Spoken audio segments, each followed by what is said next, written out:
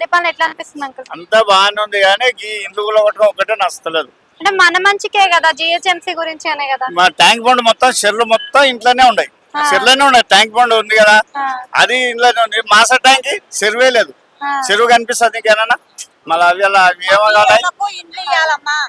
ఇప్పుడు ఇల్లు కూలగొట్టినప్పుడు ఎవడమ్మిడో ఆ జాగలు అమ్మినంత మాకు ఇప్పించి కూలగొట్టమను, మాకు పైసలు ఇప్పియాలంటే ఏరే ఏం లేదు.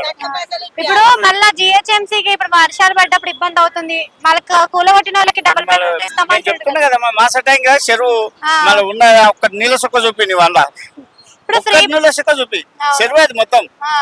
మళ్ళీ దానికి ఏం చేస్తాం? ఫ్రీ పథకాలు ఇస్తుండే, ఫ్రీ కరెంట్ అని, ఫ్రీ బస్ అని. ఏం లేదు, ఫ్రీ కరెంట్ ఏం లేదు ఇప్పటికైతే లేదు.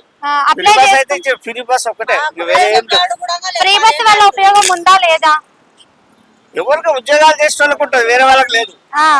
ఉద్యోగాలు చేసే వాళ్ళ వరకే ఉంది, వేరే వాళ్ళకైతే లేదు. ఓకే, కేసీఆర్ కి రేవంత్ రెడ్డికి తేడా అంటే ఏం చెప్తారు?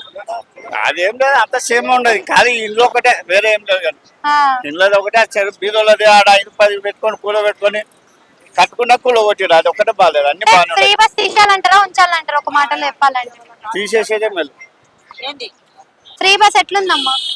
ఫ్రీ బస్సు తీసేమనమ్మా, మాకు లేని వాళ్ళకు ఇండ్లు ఇవ్వాలి.